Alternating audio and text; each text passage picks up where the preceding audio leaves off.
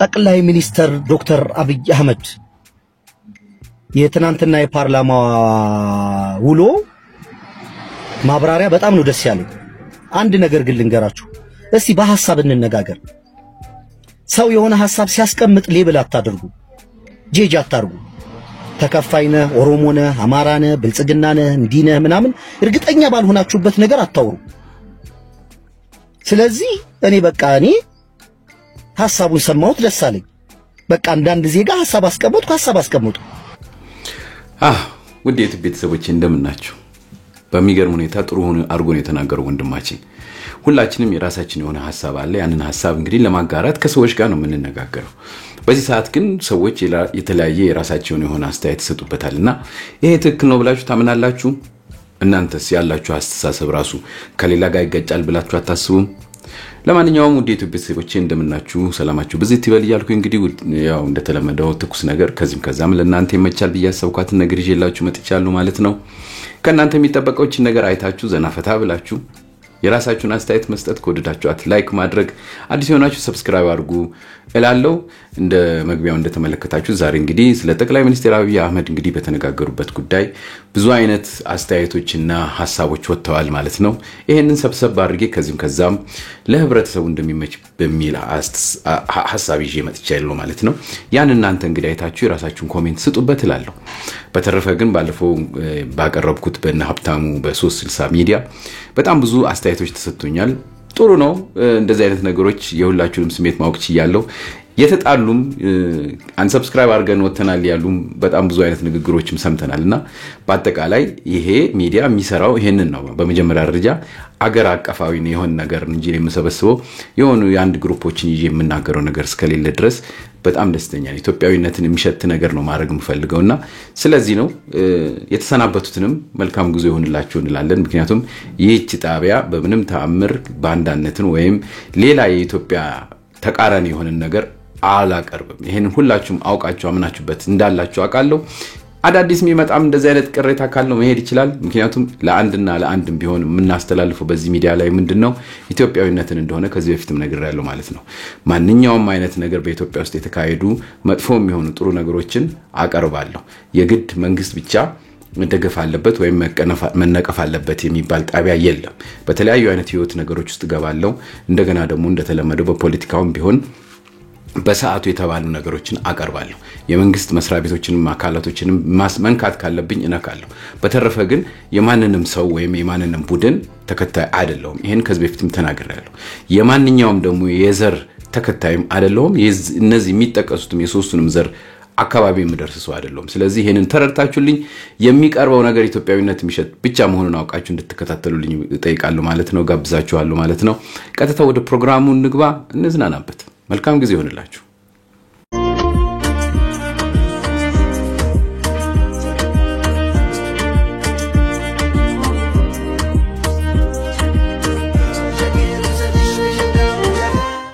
ለአብይ አህመድ ክብር አለ። እውነቱን ለመናገር ጠቅላይ ሚኒስትር ነው አጨብጭበን የሰቀልከው። ስለዚህ ሲመጣ እኔ ራሱ ሰላም ማለት አለብኝ። የሀገር መሪ ነው። ተቃውሞ አለኝ አይደል? ግን ጠቅላይ ሚኒስትሩ የተዘጋጀው ወንበር ላይ እኔ መቀመጥ አልችልም። ዓለምም አይፈቅድልኝም። ማን አንተ ነው ባል ተራክቲስ ያቀቁጭ ነው ባል ማመን አለብኝ። እየጠላሁት ግን ወንበሩን ለቅለታለሁ። ትክክል። ለምን? ክብር ስለሚገባው። ሰላም ትለዋለህ እኮ ጠቅላይ ሚኒስትር ነው ባይዘው። አንዳንዶች እኮ ልቡ ለማራራት እኮ ሰላም ይላሉ ቀሳውስት። ትክክል ናቸው እኮ። የዓለም ስልጣን ያቺ ቀኑ አይደረሰባት ጠቅላይ ሚኒስተር ተብላ የምትታወቅ ፌክ ዶክተር አብይ አህመድ ትናንት ምን አለች? ከኤርትራ ጋር ውጊያ ከተጀመረ ኤርትራያኖችና ኤርትራ ልክ እንደ ሐማስ፣ ልክ እንደ ፋለስቲንስ፣ ልክ እንደ ዩክሬኖች ሳፈር ያደርጋሉ ብላ ወራች። ስሚ ሲጀመር አንቺ ከነተንያሁ ጋር ከፑቲን ጋር ልትወዳደሪ አቺም አንቺ የድሃ አፍሪካ ሀገር መሪ ነክ።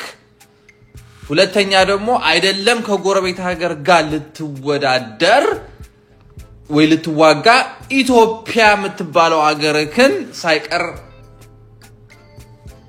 ሊድ ማድረግ አልቻልክም።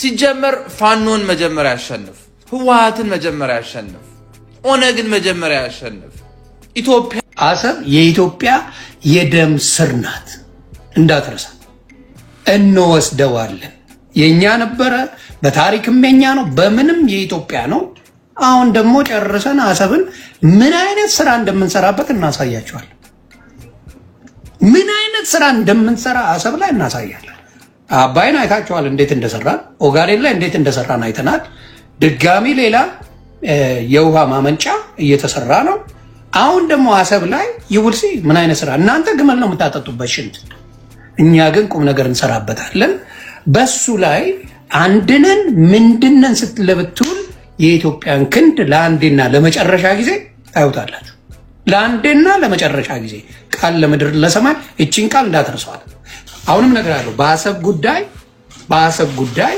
ኢትዮጵያዊ በሙሉ የደም ስሩ ስለሆነ በአንድነት የቆመ ጊዜ አይደለም በጦርነት በሽንት ባዶ ይከታል እንደሰማችሁት ነው እንግዲህ በተቀላላ ሚዲያው በዚህ ነው የተተለቀለቀው በመጀመሪያ ደረጃ በጣም የሚገርመው ያው መጀመሪያም ሳቀርብላችሁ አቀርብኩላችሁ እንግዲህ እነዚህ በስድብና በምን የታወቁትን ሚዲያ የሶሻል ሚዲያ እንግዲህ ሰዎችን ያቀርብኩላችሁ ለምን እንኳን አይደለም ወደ ላይ ከፍ ያለ ዝቅ ያለው ህብረተሰብ ወይም በስድብ በምን የሚታወቀው ህብረተሰብ ሳይቀር ይሄ ነገር ጉዳይ ነው ብሎ ስለያዘው ምንም ማደራደርና ህብረተሰቡ እንዲገነዘበው የሚያስፈልግ ነገር መሆኑን በተቀላላ በሚዲያ እየተሰራጨ ያለ ጉዳይ ስለሆነ እኔም እነሱን እንግዲህ ይዤ ነው ቀርቤ እንግዲህ ማናገረው ማለት ነው በዛሬው ዕለት በተረፈ ግን ይሄ አይዲያ የተለያዩ ሰዎች ስለሆነ አይደለም የኢትዮጵያውያን የኤርትራውያኖች ሳይቀር ስላለበት ይሄን ነገር ዝም ብለን ማየት ያለብን አይደለም በመጀመሪያ ደረጃ ኤርትራውያን ቤተሰቦቻችን ናቸው ለኛ የራሳችን አካላቶች ናቸው ፖለቲካ ነው የለያየን አሁንም ፖለቲካ ሊያገናኘን ይችላል ነገር ግን አሁን ደግሞ በተቸገርንበት ሰዓት ያለውን ችግር ራሳቸው ተረድተው የራሳቸውን ስሜት ሰጥተዋል ማለት ነው እስቲ ደግሞ እነሱ የሚሉትን ትንሽ ላሰማችሁ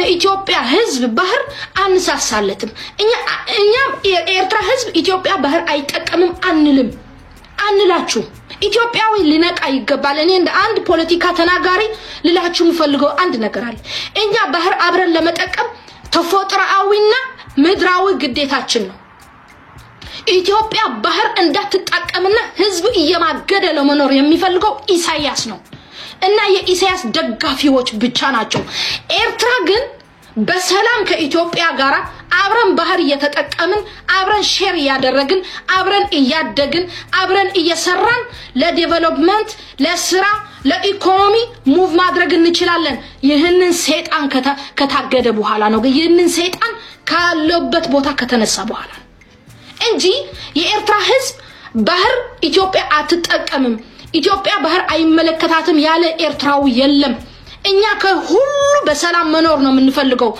ማንንም ኤርትራው ግን እኛ አንዋጋም ከዚህ በኋላ እኔ ከአማራ መዋጋት አልፈልግ ከትግራይ መዋጋት አልፈልግ ከኦሮሞ መዋጋት አልፈልግ ከማንም ጋራ መዋጋት አልፈልግም እኔ ከአሰብ የሚተልቅ ጠላት አለኝ ኢሳያስ የሚባል ጠላት አለኝ እኔ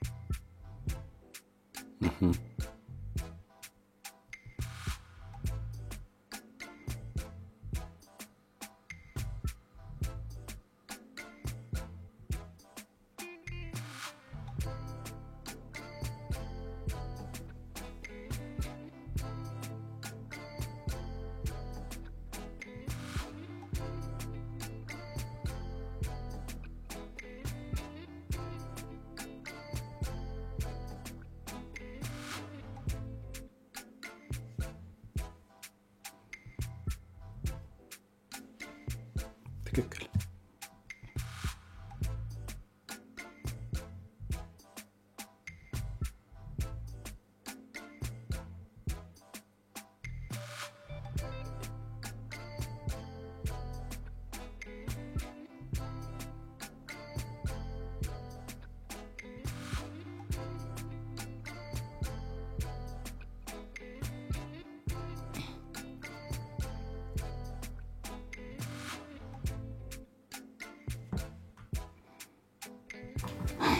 እንደሰማችሁት ነው የበጣም ብዙ ሰዎች እንግዲህ አስተያየት ተመሳሳይ ነው አብረን እንደግ ነው የሚባለውና ብዙዎቻችን እንደምናውቀው ያው እዚህ ሀገር ውስጥ ያለ የመንግስት ስርዓት ትክክል አይደለም ብለን እንደምንቃወመውና አንዳንድ መሻሻሎች መለወጦች እንዲኖሩ እንደምንፈልግ ኤርትራ ውስጥም እንደዛ አይነት ምኞት ወይም ፍላጎት ያለው በጣም ብዙ ኤርትራውያኖች አሉ በግልጽ የነሱ በትግርኛ ስለሚናገሩ ህብረት በጣም ብዙ ስለማያቅ ነው እንጂ ልክኛ ጋር እንዳለ ያህል እነሱ ጋርም ይዛን ያህል አለ ብዙዎቹ የተተረጎሙ ይወጣሉ ግን ፖለቲካ ስለሆነ ብዙም ወደዚህ ለማቅረብ ስለማያስፈልግ ነው እንጂ እዛ በጣም ትልቅ ችግር ውስጥ እንዳሉ ሁላችንም በየጊዜው ምን ሰማ ነገር ነው እና ከዓለም ከአገር እርስ በርስ እኮ ብቻ አይደለም ከዓለም ጋር የተገለለች ሀገር እንደሆነች እናውቃለን እና ሰላም ፈጥራ ከኢትዮጵያ ጋር የራሷን የሆነ እድገት ብትጀምር ምን ብትል የሁላችንም የሁሉም የህብረተሰብ ምኞት ነው በተረፈ አዲስ አበባ ላይ ማሃት በጣም ብዙ የተለያየ ስራ የሚሰሩ ኑሯቸውን በደንብ አደላድለው የኖሩ የሚኖሩ እንዳሉ እናውቃለንና ይሄንን ባለበት ህይወት ውስጥ ማንም ሰው ክፉ አስቦ ወይም የኢትዮጵያ መንግስት ክፉ አስቦ ለጦርነት የጀመረው ነገር ሳይሆን ይሄ ነገር በስነ ስርዓቱ ወደብ ለኢትዮጵያ አስፈላጊ ነው በሚል ስለሆነ ያደረገው ራሳቸው ኤርትራውያኖች እንግዲህ እንደዚህ የተነሱ ተቃውሟቸውን እያሰሙ ነው ማለት ነው በተረፈ እስቲ በዛ ሰዓት ደግሞ የነበረው ነገር ያው ጠቅላይ ሚኒስትሩም እንደተናገሩት አሰብ ላይ ባዶ እንደነበርና ያንን ጥያቄ ደግሞ ቀደም ብለው እንደተናገሩ ተናግረዋል እዛ አካባቢ የነበረ ሰው ደግሞ ምን እንደሚል እስቲ እንስማ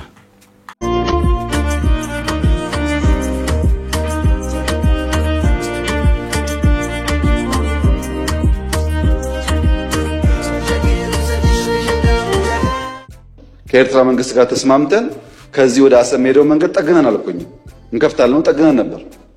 ከጠገን በኋላ ችግር አለብን ፖርቱ ተዳክሟል አሉን። አሁን አንዳንዶች ልክ ጸቡ እንደ ኦቨርናይት የመጣ ይመስላል። እንደዛ አይደለም ታሪኩ፣ ስለማንናገረው ነው። መንገድ ጠግነን ከጨረስን በኋላ ፖርቱ ችግር አለበት ሲሉ የጋራ ወዳጅ የሆነ ሀገር ለምነን ጄነሬተር እና ክሬን በእርዳታ ወደ ኤርትራ እንዲመጣ አድርገን አሰብ ፖርት ሲደርስ የኤርትራ መንግስት አልፈልግም ብሎ መለሰ። ያኔ ነው የገባን ይሄ ነገር ለካ ተስፋ የለውም የሚለው። መንገድ ጠገን ለምንም ብናመጣም ፍላጎት አልነበረም። ወደ ኤርትራ ልክ እንደ ሱዳን ልክ እንደ ጅቡቲ በእኛ ውጪ ፓወር ትራንስሚሽን ቀጥለን ፓወር እንስጣችሁ ጄኔሬተር አትጠቀሙ ብለንም ቆይ እናስብበት ነው የተባለው። አሰብ ሲሄድ የአሰብ ከተማ ቅድምም ብያቸዋለሁ፣ ኢትዮጵያ ውስጥ የቤት ችግር አለ። 1.5 ሚሊዮን ቤት መገንባት አለብን ብያቸዋለሁ። አሰብ ሲሄድ ቤት አለ፣ በር አለ፣ ሰው የለም። ይሄ እውነተኛ ታሪክ ነው። ስሙት። ይሄን ፖለቲካ ላጫውታችሁ። ዛሬ የቀድሞ የባህር ኃይል አባል ነኝ። የዛሬ 36 ዓመት ቀይ ባህር ሲወሰድብን በስፍራው ነበርኩኝ። ቀይ ባህር ላይ መርከበኛም ነበርኩ ብያችሁ የለ።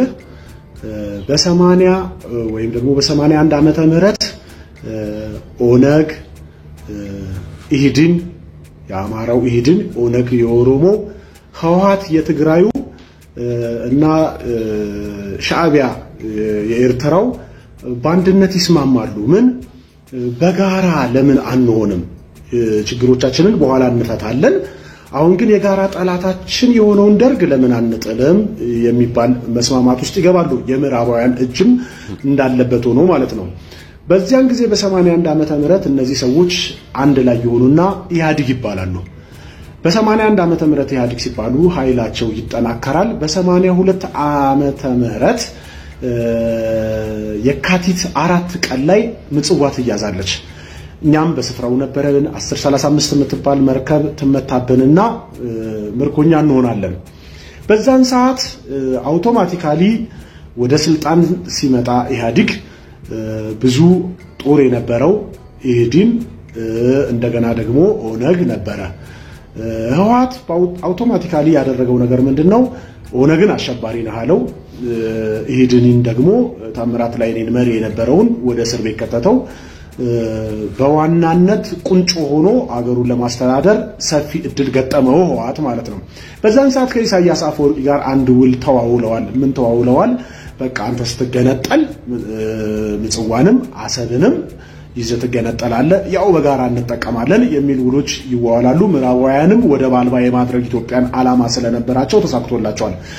ከዛ ሰዓት በኋላ እስካሁን ድረስ ለ36 ዓመት ያህል በተለይ አሰብ ያስቀኛል። ምክንያቱም ሙሉ በሙሉ አማራ የነበሩ አማርኛ የሚናገሩ ወለዮችን ኤርትራውያን ናቸው ያላቸው በፍጹም የግፍ አነጣጠቅ ነው የተነጠቅነው ልላችሁ ፈልጌ ነው። አሰብ ይገባናል ስንል መብታችን ስለሆነ ነው ልላችሁ ፈልጌ ነው። ልንገራችሁ፣ በጅቡቲ ወደብ ለ36 ዓመት እስካሁን ድረስ የወደብ ኪራይ እየተጠቀምነው 14 አባይን የሚገነባ ነው። ያላግባብ የተነጠቅነው አሰብ በፍጹም ኢፍትሃዊ የሆነ የምዕራባውያን ተንኮል ስለሆነ መመለስ አለበት ብዬ የማምን ሰው ነኝ። በተለይ አሰብ ኢትዮጵያ ምድር ውስጥ ያለ ቋንቋቸውም አማርኛ ተናጋሪዎች የሆኑ ሰዎች ያሉበት ነው። ስለዚህ ጠቅላይ ሚኒስትር አብይ አህመድ እንደተናገሩትን ይገባናል ስጡን ጊፍት ሳይሆን ባህራችን ነው፣ ወደባችን ነው። በሰዓቱ በግፍ የተነጠቅነው ስለሆነ ይገባኛል ከሚሉት ወገን ነኝ። ኢትዮጵያ ባህር በር ያስፈልጋታል። አዎ እንደሰማችሁት ነው። በጣም ያው ብዙ ሰዎች አሉ እንደዚህ አይነት ታሪክ የራሳቸውን ለመግለጽ የሚሞክሩና በጣም በሚገርም ሁኔታ ያ ቦታ እንግዲህ እንደዚህ ባዶ ነው ማለት ነው እና ክፋት የሆነ ሌላ ነገር ከሌለበት በስተቀር የዚህን ያህል ኢሹ ሆኖ መቅረብ ያለበት ነገር አልነበረም ነበር። ነገር ግን እንደተባለው የምዕራባውያኖች እንግዲህ ጫና ስላለበትና ኤርትራም እንደዚህ ተጎድታ እንድትኖር የሚፈልግ ሌላ ደግሞ ኃይል ስላለ ለዚህ በቅተናል ማለት ነው። ለማንኛውም የራሳችሁን አስተያየት ስጡበት። ይሄን ነገር ሳቀርብ ሌሎች የተሳሳቱ ወይም መጥፎ ነገሮች በከተማው ወይም በአገሪቷ ላይ የለም ብዬ ሳይሆን ነገር ግን መጀመሪያ የሚመጣውና የሚታየውን ኢሹ ማቅረብ የሁላችንም ግዴታ ነው ብዬ ስለማምን ነው። ነገር ግን ይሄንን ነገር ተቀብለው ነገር ግን ውስጥ ደግሞ የተበላሹትን ነገሮች ደግሞ ጠቅላይ ሚኒስቴሩ ይዩ የሚሉ በጣም ብዙ ሰዎች አሉ። ከዚህ መሃል አንዱን ላቅርብላችሁ። ያው ዳሰሳው ሁሉንም እንዳጠቃለለ እንድትረዱልኝ በማለት ማለት ነው።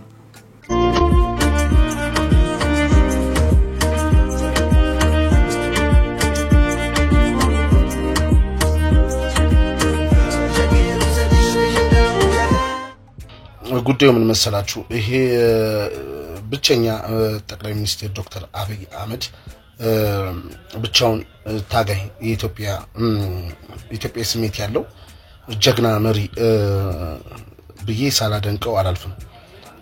ነገር ግን የቀበሮዋና የሚዳቋና የአንበሳው ታሪክ ይሄ የኢትዮጵያ ሕዝብ አሁን ያለበትን ችግር የሚያሳይ ነው። ምን የኤርትራ ጉዳይ ብቻ በየቀበሌውና ቢሮ ጉዳያችን ልናስፈጽም ስንሄድ በየቢሮ እየተሰገሰጉ በጣም ግራ የሚያጋቡ የቀበሌ መታወቂያ ይዘ ፓስፖርት ይዘ ዲጂታል መታወቂያ ይዘ ማንነትን አይገልጽም። ሌላ መረጃ ሌላ ማስረጃ አንተ ምን እንደሚፈልጉ በማናቀበት መልኩ ግራ እያጋቡን ያሉ ማህበረሰቦች አሉ። ወንበር ተሰጥቷቸው እንኳን ፓርላማ ውስጥ ያሉ አይደለም አጠገቦት ያሉ አይደሉ።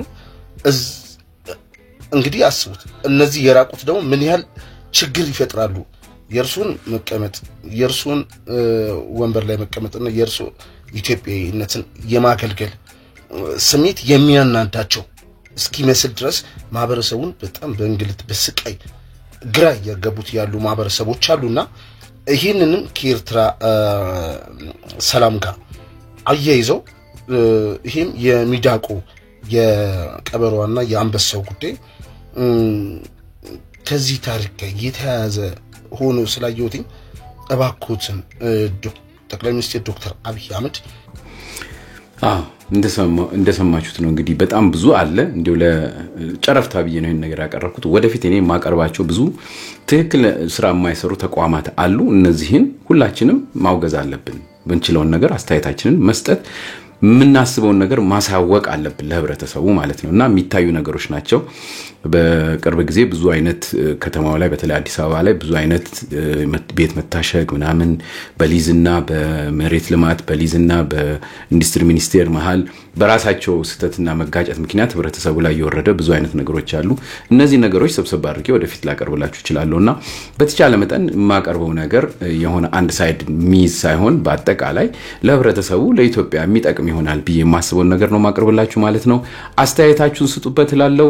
በሚቀጥለው ጊዜ እስከምንገናኝ እንግዲህ ደህና ሁኑ እያልኩኝ አንድ በጣም እንግዲህ ጠቅላይ ሚኒስትሩ የተናገሩትን በራሱ ቀይሮት ልዩ የሆነ ንግግር ያደረገ አንድ ወንድማችን አለ። እሱን አሰምቻችሁ ለያችኋለሁ ማለት ነው። መልካም ጊዜ ይሁንላችሁ። ወደ ፕሮግራሙ